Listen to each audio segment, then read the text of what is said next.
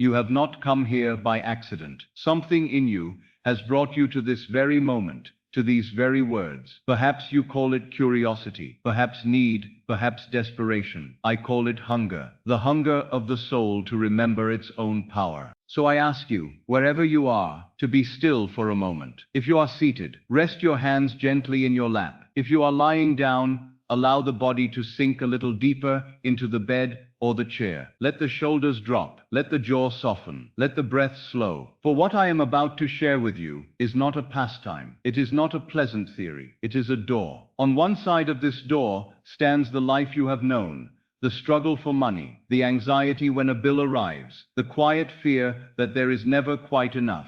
On the other side of this door stands something entirely different, a life in which money comes as a natural companion, a life in which you are no longer the beggar at the window, but the host at the table. And the door between those two lives is a word. In the beginning was the Word. The ancient writer was not speaking of grammar or language, as scholars know it. He was pointing to an eternal principle, that the Word is the clothing of consciousness. What you are conscious of being, you inevitably express, and what you express, you first clothe in words. All through the day, you are dressing your consciousness. You say, I am tired, I am broke, I am unlucky with money, nothing ever works out for me. Those are not idle remarks. They are garments you place upon the only creative power there is, your own wonderful human imagination. Tonight I speak to you as I have spoken to thousands in little halls and churches across the years. Not as a lecturer, bringing a new philosophy, but as one who has tested this law and found it to be faithful. I am not asking you to believe me because I say it. I am inviting you to experiment. Before this hour is over, I shall give you a sentence, only a few words. It is simple, so simple that the rational mind will be tempted to despise it. Yet, spoken from the right state of consciousness, it has the power to rearrange your world and draw to you large sums of money from channels you could not now devise. But hear me well. The sentence itself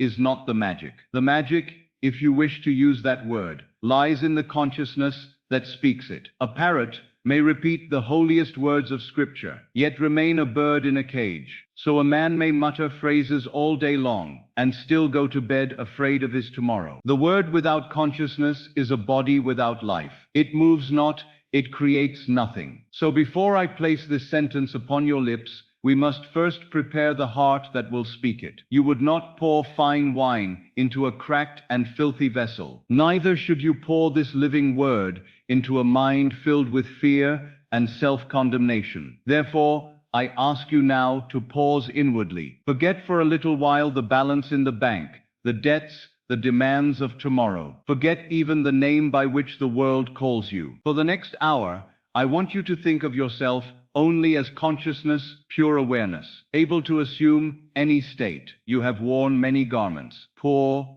rich, sick, well, rejected, loved. But the wearer of those garments is one. That one is the I am within you. Tonight we shall place upon that I am a new garment, a garment of wealth and sufficiency, and we shall fasten it with a single sentence. Imagine then that you stand before an invisible door. You cannot see it with the eyes of flesh, yet your heart knows it is there. On this side of the door is the way you have related to money until now, perhaps as a difficult master, perhaps as a rare visitor, perhaps as something others may have, but not you. On the other side is a new relationship. Money as servant, money as friend, money as a natural reflection of the richness of your own being. I tell you, between the two stands a key. That key is a living word, not a long prayer, not a complicated formula, but one short sentence that introduces the end into the present. Tonight we shall take that key in our hand. We shall feel its weight.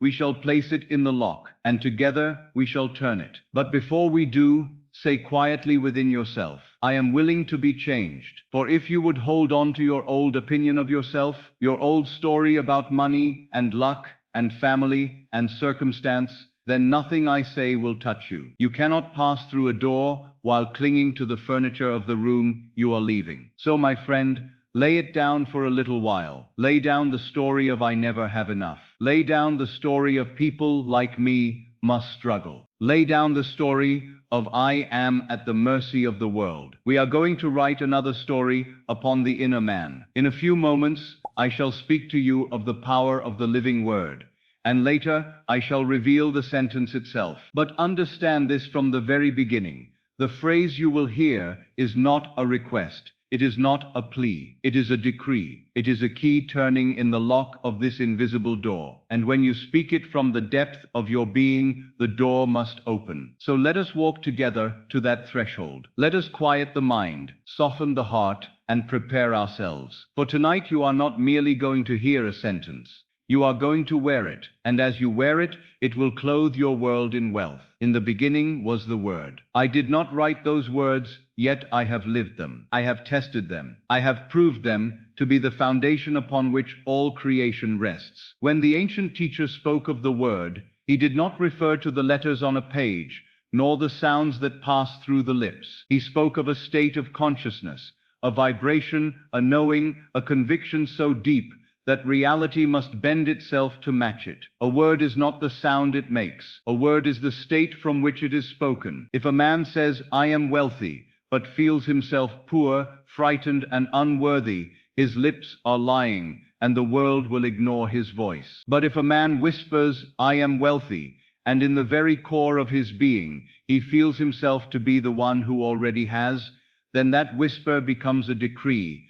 and the world obeys. For reality is only the echo of the inner word. Let me illustrate this with something quite simple. During my years of teaching, whether in Los Angeles, San Francisco, New York, or my own home, I have seen countless men and women transform their lives by changing nothing but their inner speech. One woman came to me overwhelmed by debt. She believed money was a cruel master, always teasing her with hope, then leaving her disappointed. I did not tell her to work harder. I did not tell her to seek advice from the world of finance. I told her to change her inner word. For 3 nights, she fell asleep repeating, not as a plea, but as a fact, these bills are paid. She did not shout it. She did not force it. She adopted the state of the one whose obligations were already settled. She told me that on the 3rd day, a relative she had not heard from in years wrote to her with a gift, the exact amount needed, to the penny. Now it would be easy for the rational mind to call this coincidence, but I have seen such coincidences happen with such precision, such frequency, and to such an absurd extent, that I am convinced they are not accidents, but expressions of the inner word made flesh. Another gentleman, a clerk in New York, told me that he had long desired a better salary, yet felt trapped by his circumstances. He believed no one in his position could rise. Sir, I told him, your job does not hold you. Your inner speech does. So he changed it. Each night before sleep, he repeated a single sentence. I am earning a wonderful income. Not I will earn, not I hope to earn, but I am earning. In a matter of weeks, his employer offered him a new position with an income far beyond anything he had imagined. And when he asked why he had been chosen, his employer simply said, something about you has changed. Yes, the word had changed. Money, my friend, is nothing but a shadow projected by the imagination. It is not the cause, it is the effect. An effect of the state you occupy, and the word you speak within yourself. You have been taught that money comes from effort, from toil, from the right connections, or the right education. But look around you. Some work tirelessly and remain poor. Others work little and live in abundance. Why? Because wealth does not follow effort. It follows being, and being is shaped by the inner word. A man becomes what he believes himself to be, and he believes himself to be what he continually tells himself he is. If you say, I never have enough, you are not describing your life. You are creating it. If you say, money comes easily to me, and feel the truth of that state, you are not daydreaming. You are shaping the future. You see, the world is a mirror. It reflects not what you want, but what you are. And what you are is determined by the word you wear in consciousness. This is why I say to you tonight, before you hear the sentence, before you speak the words that will draw large sums of money to you, you must understand the power that stands behind a single phrase when it is clothed in conviction. Do not underestimate yourself. Do not think for a moment that you are small or powerless or at the mercy of circumstances. You are imagining yourself into existence every waking and sleeping moment of your life. And when you understand this, when you truly grasp that the word you speak within yourself is the seed of every event in your world, then you will know why the sentence you will soon hear must be spoken with reverence. For it is not mere language, it is a key. And when you turn that key from the right state, the door must open. Now, my friend, you are ready to go deeper. Let us walk together into the mystery of the sentence itself and why it works. Let us now enter the heart of this teaching. For in a few minutes, you will understand why a single sentence, spoken from the correct state of consciousness, has the power to alter your world and draw to you the money you once believed was distant, difficult, or impossible. But before we approach the sentence itself, you must grasp a principle I have repeated countless times in my lectures. The end is where we begin. Creation is finished. Every state already exists. The wealthy self, the poor self, the secure, the frightened, the generous, the desperate, all these versions of you already dwell within the infinite imagination. You do not create the state. You select it, and having selected it, you occupy it. And having occupied it, you express it through your word. This is what I mean by the end. The end is the state you desire to embody as though it were already a present fact. If you wish to be rich, the end is not I hope to be rich, nor I am becoming rich, nor I will someday achieve wealth. The end is this: I am the one who already has. For when you occupy the end, you compress time. You collapse the long corridor between desire and fulfillment, and you bring the unseen into the present. Most people speak from the middle of the story, from waiting, from hoping, from striving. But the law does not respond to hope. It responds to assumption. A short sentence, spare, clean, uncluttered, spoken from the end, does more to change your life than 1,000 prayers uttered in desperation. For the subconscious does not understand length or poetry. It understands being. When you speak a sentence from the feeling of the wish fulfilled, you are not commanding the future. You are unveiling the present. You are saying to the world of form, this is who I am. Show me the reflection, and show it must. Let me explain to you why the short sentence works so swiftly. When a man says, I will have money, he is confessing that he does not have it. He is planting the seed of not yet. And life, being a faithful servant, brings him more of not yet. But when he says, I have, he summons a different world. He speaks from the place where the thing is already secured, already claimed, already woven into the fabric of his identity. A sentence spoken from the end does not travel forward into the future. It travels inward to the subconscious, which is the womb of creation. And once the subconscious accepts the word as fact, events begin to arrange themselves with a precision no human mind could orchestrate. Channels open, people appear, opportunities unfold. Money flows from directions you never predicted. You may call it coincidence, but I have lived long enough to know that coincidence is simply the name we give to the arrangements of imagination. Now understand this well. A sentence spoken without conviction is a whisper into the wind. It carries no seed. It bears no fruit. But a sentence spoken from the end becomes a creative act. It ignites the imagination. It calls the unseen into visibility. This is why the sentence you are waiting to hear must be received, not merely heard. You will not listen to it with the outer ear. You will receive it with the inner man. It will touch you in a place deeper than thought, in that sacred center where assumption becomes creation. So I say to you now, prepare yourself. Do not lean forward in impatience.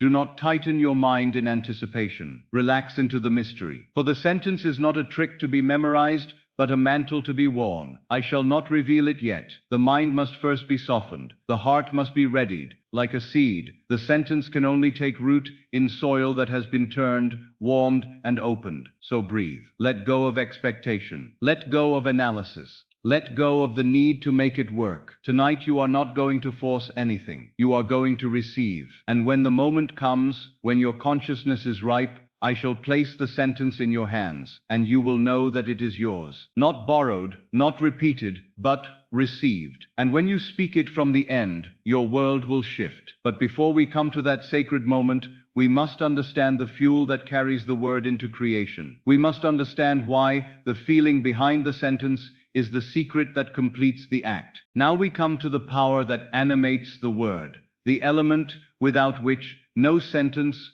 no affirmation, no prayer, no decree can bear fruit. Feeling. If the word is the seed, the feeling is the life within the seed. Without feeling, the word is a dry shell, a hollow form that falls upon barren ground. I have said it many times in my lectures, and I say it again now. Feeling is the secret, not the effort, not the repetition, not the strain or the willpower. Feeling. For the subconscious does not respond to the sound of your voice, nor to the elegance of your statements. It responds to the emotion behind them. Let me show you how this works. Consider a memory, a painful one, perhaps from childhood or early adulthood. If you bring that memory to mind with enough vividness, you can feel the sting of it even now. Your heart may tighten, your breath may shorten, your chest may grow heavy. Why? Because imagination is not pretend. It is a creative act. The subconscious, which is the mother of your world, responds to imagination clothed in feeling as though it were happening this very moment. Now, if a painful memory, long past, long gone, can produce real physical sensations in you, what do you think a joyful inner event can produce? What do you think happens when you imagine a scene of abundance not as a distant dream, but as a living, breathing, present fact? This is the heart of the technique. Feeling is not something to be forced, it is something to be allowed. So let me guide you now into a simple exercise. Wherever you are, let the body soften just a little more. Let the breath become quiet. And now for a moment, set aside your doubts, your logic, your memories of lack. Imagine, not wildly, not with strain, but gently as a child imagines without effort. Imagine you receive a letter or an envelope. It is addressed to you. Feel the slight texture of it in your hands. Feel the way your fingers slide beneath the fold. You open it, inside you see a check, a large sum, larger than anything you have received before. Do not count the amount. Do not analyze who sent it. Allow only the feeling of it to rise. A wave of relief, a loosening in the chest, a quiet gasp of gratitude. Do you feel that? That little shift inside you? That warmth that appears out of nowhere? That is the secret. Let us try another. Imagine you walk into your bank. Not the outer bank you know, but the inner one. The only one that truly matters. You step to the counter. The teller looks at you with a soft, knowing smile. The smile of someone who recognizes a client of means. She hands you a small slip of paper. You unfold it. You see the balance. A balance so generous that it silences every fear you have ever known about money. Again, do not count it. Counting belongs to the outer world. We are working in the inner world. Let the quality of the experience wash over you, the fullness, the security, the ease. You see, my friend, the subconscious does not understand numbers. It understands states. It understands the state of relief, the state of confidence, the state of joy, the state of abundance. If you can feel the state, the world must arrange itself to match it. For the world is nothing but your state pushed out. Let me make this very clear. You do not manifest money. You manifest the feeling of already having money. And that feeling then produces the facts. You do not attract wealth by begging for it. You attract wealth by becoming the one who is already wealthy. And this is why the sentence I will soon give you cannot work without feeling. If you speak it coldly, as one recites a line in a play he does not believe in, it moves nothing. But if you speak it from the warmth of this inner scene, from the relief you feel now, from the quiet joy rising in your body, then the sentence becomes a creative decree. So I tell you, remain in this gentle state. Let the feeling settle. Let it breathe through you. For when you receive the sentence, and you will speak it from this inner place, and it will carry the authority of truth. Now that you have tasted the feeling, we may proceed to the next step, the sacred doorway through which all creation passes. Now we arrive at the chamber where all great creations are conceived. The state I have called, again and again, the state akin to sleep. Sats, if you had attended my lectures in Los Angeles or New York, you would have heard me speak of it often. For it is the delicate threshold where the conscious mind loosens its grip and the subconscious becomes receptive, open, fertile, like rich soil waiting for the seed. To understand set days is to understand the secret movements of creation. You see, while you are fully awake, alert, analytical, your mind is like a restless sea. Thoughts rise and fall. Doubts intrude. Logic argues. Fear whispers its old familiar tales. But as you drift towards sleep, as the body grows heavy and the mind becomes soft, the waves quiet themselves, the surface becomes calm, and beneath that calm surface, the subconscious waits. It does not judge, it does not question, it does not measure. It simply accepts whatever you impress upon it in that state. It takes as truth and brings into your world. This is why at night, just before sleep, you must be vigilant. For whatever feeling dominates you in that moment will linger in the subconscious long after the conscious mind has fallen away. If you fall asleep in fear, you feed fear. If you fall asleep in worry, you feed worry. If you fall asleep rehearsing lack, you plant lack. But if you fall asleep in the end, in the feeling of having, in the conviction of wealth, then you plant a seed that must bear fruit. Let me show you how to do it. Tonight, when you lie down, do not hurry towards sleep. Let the body relax slowly. Let the breath become gentle. Allow the arms and legs to grow heavy, as though you are floating downward, into a warm and silent pool. This is the beginning of sats. You are not asleep, but you are no longer fully awake. You are drifting between the world of form and the world of imagination. It is in this narrow passage that the sentence you will receive must be spoken. For in sets, the subconscious listens. Now, as you hover in this gentle drowsiness, a thought may arise. What if this does not work? What if I cannot feel it? What if nothing changes? Pay no attention. These are not prophecies. They are remnants of the old state, the old identity you are shedding. They are nothing more than echoes from a room you are leaving behind. If they appear, do not wrestle with them. Do not push them away. Simply turn your attention back to the end. Let a scene form, a simple one, as I taught many years ago. Perhaps you hear a friend congratulate you. Perhaps you see your bank statement. Perhaps you feel money placed in your hand. Do not force the image. Do not strain for detail. Let it arise lightly, like a feather drifting onto the surface of water. It is not the complexity of the scene that matters, but the feeling it awakens. And once that feeling stirs in you, a quiet assurance, a soft joy, a sense of completion, then in that sacred moment, you will speak the sentence. Not loudly, not repeatedly, not mechanically. You will speak it as one who declares, not one who begs. For you are not going to ask for wealth. You are going to assume wealth. You are going to declare it. You will not plead with the universe as if you were small, powerless, or unworthy. You will speak from the end, from the one identity that the world cannot deny, the identity of the one who already has. In decision, I tell you this plainly. The sentence you will soon receive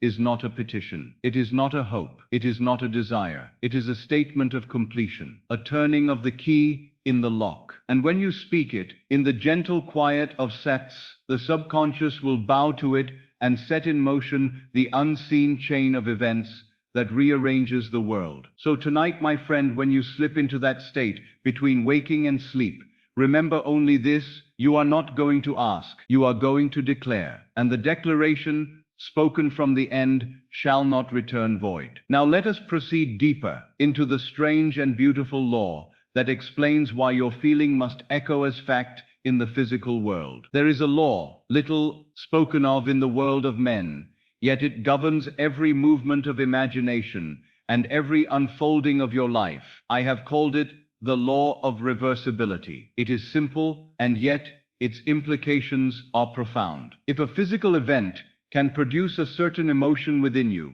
then the emotion reproduced inwardly must bring about the corresponding physical event. Let me put it plainly. If receiving a large sum of money would make you feel relief, then feeling relief must bring you the large sum of money. If paying every bill with ease would give you a sense of calm, then feeling calm must place you in the circumstance where bills are paid with ease. If holding a check in your hand would make you breathe differently, then breathing as that man breathes now creates the condition where the check must appear. Do you see the beauty of this law? The world has taught you to wait for outer events before granting yourself the inner feeling. But the law teaches the reverse. The inner feeling causes the outer event. Let me illustrate. In my early years, when I was a young man still discovering this principle, I imagined myself traveling without the means to do so. The very thought of boarding a ship and crossing the ocean filled me with excitement, with relief, with the sense of liberation. So I reproduced that feeling night after night in the stillness before sleep. To my rational mind, nothing had changed. But to the subconscious, everything had. And then, in the outer world, events formed themselves. A passage was offered. A ticket appeared. Conditions rearranged to match the feeling I had accepted as true. This is the law of reversibility. In my lectures, I often used simpler examples. If a man runs, he grows warm. Therefore, if he induces the feeling of warmth, his body responds as though he were running. If joy erupts when one hears good news, then feeling joy must call forth good news from the world of shadows. For the outer world is only the echo of the inner man. Now let us bring this directly to money. Picture this. You receive astonishing news, a sum of money, unexpected, generous, almost unbelievable. For a moment, your whole being loosens. The breath falls effortlessly from your lungs. Your shoulders soften. A warm wave moves through you. You feel safe. You feel held. You feel provided for. This relief, you know it well. It is the signature of fulfillment. Now understand. If money arriving can cause relief, then relief felt now must cause money arriving. This is not fanciful philosophy. This is law. So let me guide you into the feeling of relief, genuine relief, as a foretaste of the fulfillment that is already prepared for you. Sit quietly for a moment, just as you are. Allow your breath to slow. Let your attention drift inward. Now imagine, not vividly, not forcefully, but gently, as though recalling something familiar. You have just received news. News that solves everything. News that blesses you beyond measure. A letter, a message, a conversation from a trusted friend. Whatever form it takes, let one simple feeling arise. It is done. Feel the weight lift from your chest.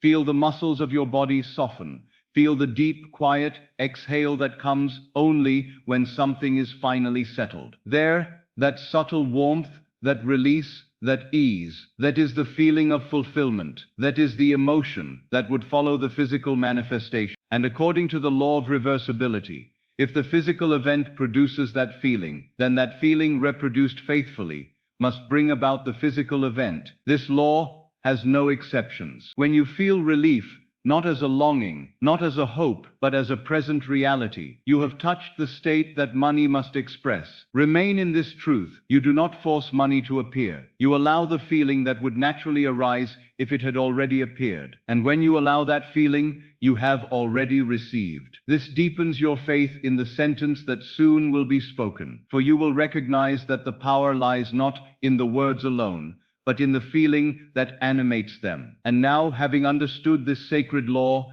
you are ready for the next great challenge. How to ignore the evidence of the senses and hold firmly to the end, even when the world contradicts you. To master this law, you must learn one of the hardest disciplines ever asked of a human being, to ignore appearances and hold faithfully to the end. I call this righteous judgment, not moral righteousness, but the righteousness of vision, the ability to see not with the eyes of flesh, but with the eyes of imagination. For the outer world is nothing more than the crystallized echo of a former state. What you behold with your senses is the past. It is old news. It is delayed reflection. But your inner world, your feeling, your assumption, your word is the present. It is the cause. It is the shaping force behind everything yet to appear. Therefore, when you judge your life by what you see, you judge wrongly. You condemn yourself to the old state and you freeze your own progress. This is the great error of man. He looks at his bank balance and calls it truth. He looks at an empty purse and calls it fact. He looks at unpaid bills and calls them reality. But I tell you, your bank balance is not reality. It is the memory of who you once assumed yourself to be. If you continue to worship the numbers on a page, you will remain imprisoned by them. For every time you look at them with fear, you impress fear upon the subconscious, and fear must then be made visible. So I urge you, do not measure your progress by the outer world. The outer world is a dead world, a world already formed. Measure instead by your inner shift, your feeling, your identity, your assumption. If, when you close your eyes, you can feel even a faint whisper of being the one who already has, then you are advancing, and the world must follow in due time. Let me tell you a story. One of my students from the years I taught in Los Angeles. She was a woman who had struggled with money her entire life. A widow, alone, overwhelmed with debts. And one day she came to me and said, "Neville, every time I try to imagine abundance, my bank account mocks me. I feel like I am lying to myself." I answered her, "My dear, you are not lying when you imagine what is not yet seen. You are lying when you worship what is already fading." She looked confused, so I explained, "What you call your bank account is only the shadow of a past assumption. It is a corpse. Do not talk to corpses. Do not wait for them to smile at you. Assume the state you desire, and let the dead bury the dead." That night, she went home and did exactly as I instructed. She ignored the debt. She ignored the threatening letters. She ignored the numbers on the page. She closed her eyes and felt herself wealthy, not wildly, but gently, quietly, naturally. She told me she imagined sitting at her small kitchen table, opening a letter, and feeling a warm wave of relief wash over her. She never saw the amount. She never forced the image. She simply felt the end. A week later, everything shifted. A distant relative, whom she had not heard from in years, passed away and left her a sum of money large enough to clear her debts and provide her comfort for the rest of her life. Was that coincidence? Is it reasonable to attribute her fortune to a few minutes of imagination? Reason has nothing to do with it. Law has everything to do with it. She held the end. She judged not by appearances, but by the state of the wish fulfilled. And the world,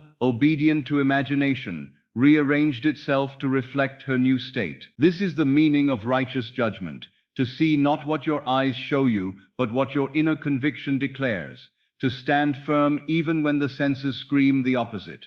To walk in the feeling of the fulfilled end while the outer world still echoes the old assumption. It takes courage. It takes discipline. It takes faith. Not faith in some distant deity, but faith in your own wonderful human imagination. And when you dare to trust it, when you dare to ignore appearances and cling only to your assumption, the sentence you will soon speak becomes unstoppable. For now you know that the world bends to the inner man, never the other way around. And with this strength, you are ready for the next revelation: how money itself is not separate from you at all, but simply you in another form. We now enter a realm that many find difficult to accept at first, yet once understood, it becomes the most liberating truth in creation. Everyone is you pushed out. This does not mean that others do not exist. It means that every person who crosses your path, every banker, every employer, every customer, every stranger who writes you a letter or offers you help, is acting out a role that corresponds perfectly to the state you occupy within yourself. Your world is a mirror, and the people in it are reflections of your deepest assumptions. When you walk through life believing yourself small, the world responds with rejection. When you see yourself as unworthy of abundance, people behave in ways that confirm it. Doors remain shut. Opportunities slip through your fingers. Letters bring bad news. Employers withhold raises. Clients disappear. But when you assume the state of wealth, quietly, calmly, naturally, the world rearranges itself to reflect that new identity. For people do not act toward you based on who they are. They act toward you based on who you are being in consciousness. Let me give you an example. A man once approached me after a lecture in New York. He was a clerk, underpaid, overlooked, treated with indifference by his superiors. He told me, "Neville, no matter how hard I work, they never notice me. They never consider me for promotion." I said to him, "My friend,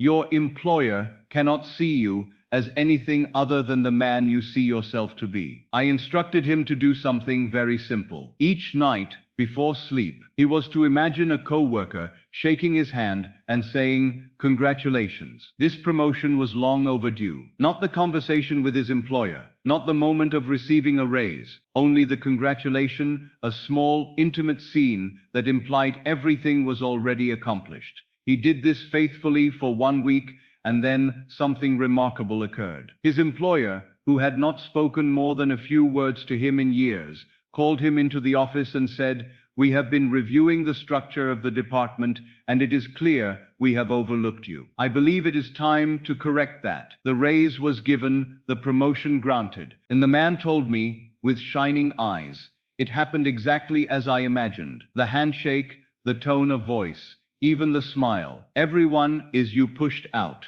Your employer is your assumption in uniform. Your banker is your state wearing a suit. Your clients are your inner conversations made flesh." This is why I often told my students, if you want loving behavior, assume the state of love. If you want generosity, assume the state of plenty. If you want respect, assume the state of worthiness. And if you want money, do not attempt to force others to give it to you. Do not plead, persuade, or manipulate. Simply assume the state of the one who already has, and the world will play its part. Banks will treat you differently. Letters will arrive with opportunities. Employers will see value where they once saw none. Clients will be drawn to you, as though by some invisible magnet. It is not that they change, you change. And when you do, the world must mirror you. Now let me teach you a practice that will amplify this truth. Bless those you meet. Bless every person in your path. Bless the cashier, the clerk, the manager, the acquaintance, the friend. Bless them not in a sentimental way,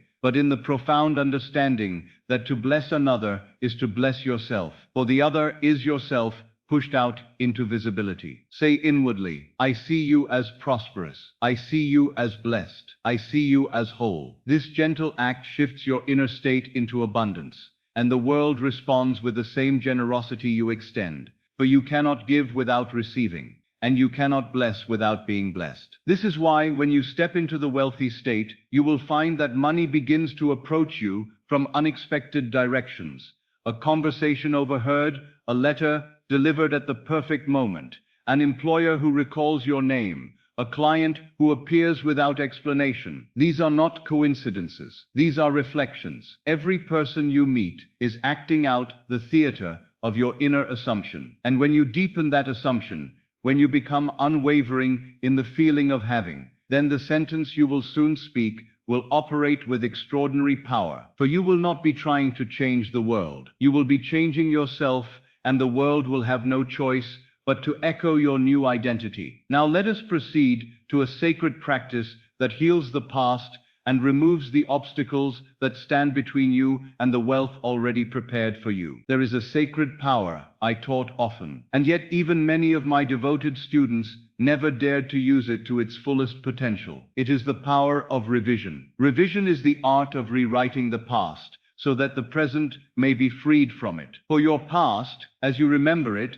is not a collection of facts. It is a collection of impressions, impressions that live in the subconscious and repeat themselves again and again in the world of form. If you have suffered scarcity, if you have held unpaid bills in trembling hands, if you have feared the arrival of the postman or the ring of the telephone, if you have felt shame in a store or anxiety at a bank counter, those feelings did not vanish. They sank inward. They became seeds. And those seeds grew into the circumstances you now call my life. But tonight, you shall uproot them. You shall rewrite the garden of your past, so the present may flourish in abundance. Let me teach you the method. Revision is practiced best at night, when the day grows quiet and the mind loosens its grip on the world. But for now, we will do it together. Choose a memory, not the most painful, but one that still carries a trace of discomfort when you think of money. Perhaps you recall standing in a shop counting coins,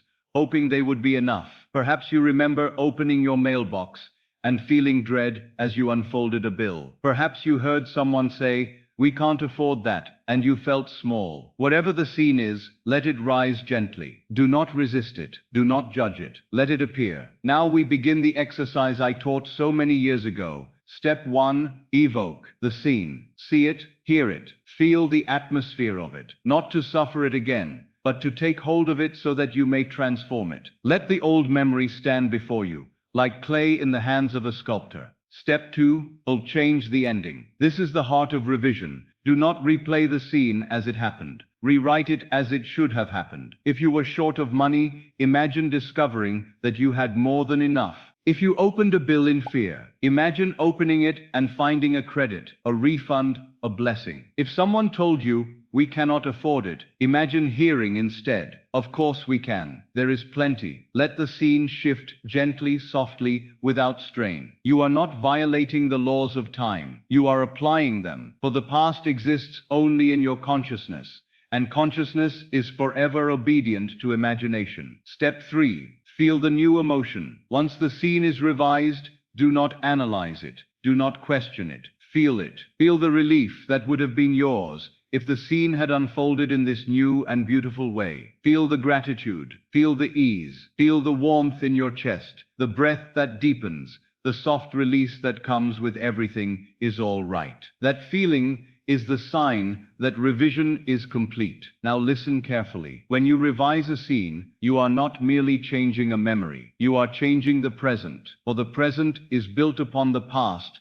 as you remember it. When you rewrite the memory, you release the subconscious from the old emotional charge, and once the charge is dissolved, the outer world no longer has any basis to repeat the old pattern. This is why, after practicing revision, many students reported sudden changes in their finances. Old debts resolved, unexpected checks arriving, business shifting, people treating them differently. The world rearranged itself the moment the inner man was freed from the past. Let me tell you something I have witnessed time and time again. A single revised memory can alter the entire course of a man's financial life. For it is not money that binds you. It is the emotional history you carry within you. But tonight, you have rewritten that history. You have released the old state. You have planted new seeds, and these seeds will bear fruit. Now, with the past healed and the inner ground cleared, you are ready to assume the identity of the one who already has. Now we come to the turning point of the entire journey,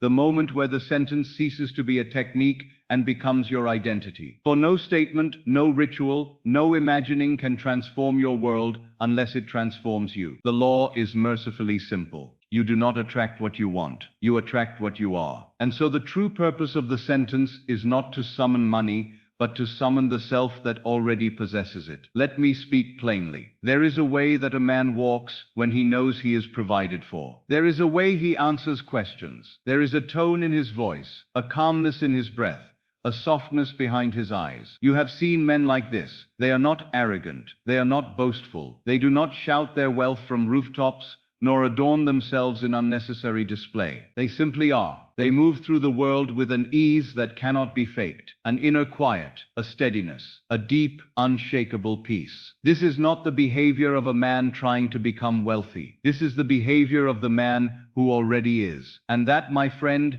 is who you are becoming. Let me describe him to you, so you may recognize the signs as they begin to emerge within you. When the wealthy identity takes root, you will notice first a change not in money, but in mood. A strange calm will arise, a sense that everything is somehow settled, even if nothing in the outer world has moved. You will find yourself making decisions from clarity rather than fear. You will no longer calculate from desperation, but from preference. Your speech will soften. Your words will lose the sharp edge of worry. You will speak less of how and more of course. Your steps will slow, not from hesitation, but from certainty. For when a man knows the outcome, he does not rush to meet it. You will notice too that you spend less time explaining yourself to others, for explanation is always a symptom of doubt. And when you embody the wealthy identity, you have nothing to prove and no one to convince. You simply carry the feeling and the world responds. Let me repeat what I have told my students for years. You do not need to demonstrate your new state to the outer world. The outer world will demonstrate it to you. It will do so quietly at first. A small gift, a shift in tone, from someone in authority, a letter with good news, an opportunity rising from nowhere in perfect timing. These are the whispers that your assumption is taking form. And as the days pass, you will experience another sign, perhaps the most important of all. You will find yourself feeling wealthy at the oddest, most unexpected moments. During a walk, during a conversation, while pouring a cup of tea. This is the moment when the state has become natural. When wealth is no longer something you imagine, but something you are. When this identity is born in you, the sentence you will soon speak will no longer be a declaration you repeat. It will be the simplest expression of your inner truth. You will not speak it to make it so. You will speak it because it is so. This is the purpose of everything you have heard so far, to bring you to the threshold where imagining becomes being, where the end becomes natural, where the wealthy one wakes within you.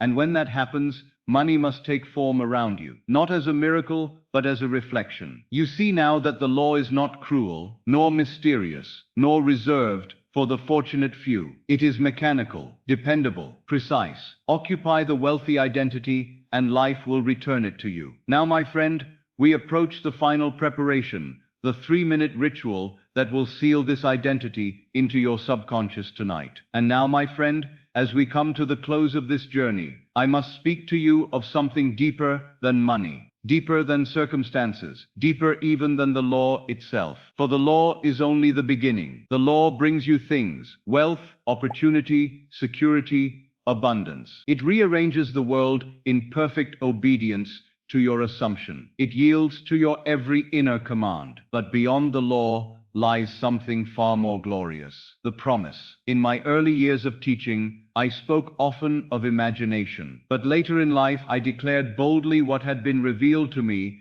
that the God spoken of in Scripture is none other than your own wonderful human imagination, and that within every man sleeps the divine being waiting to awaken. Your use of the law leads you step by step to this discovery. For when you see that the world obeys your assumption, you begin to sense that the power within you is not merely psychological, but divine. You begin to understand the great mystery written in Scripture: I am He. And suddenly, the things of the world, the money, the comfort, the opportunities, while beautiful and useful, become small beside the revelation that you are one with the eternal. This is the true treasure. This is the pearl of great price. And yet, though the promise stands above the law, the two are not enemies. For the law trains the mind to turn inward. It trains the heart to trust imagination. It prepares the inner chamber for the moment when God reveals Himself as your very self. So tonight,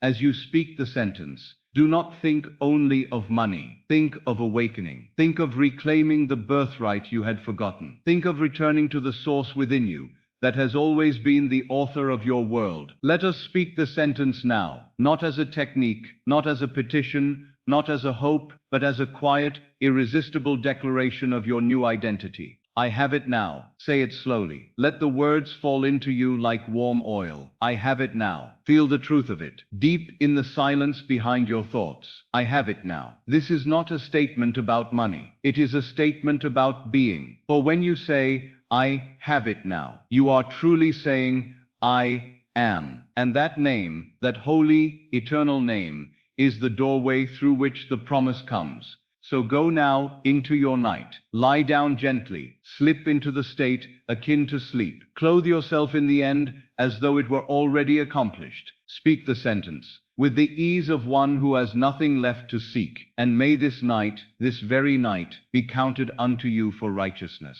For righteousness is simply the right use of imagination. And if you use it rightly tonight, the world will reveal tomorrow what you accepted as true today. I bless you. Rest now in the feeling of fulfillment. Rest in the end. Rest in the truth. You have it now.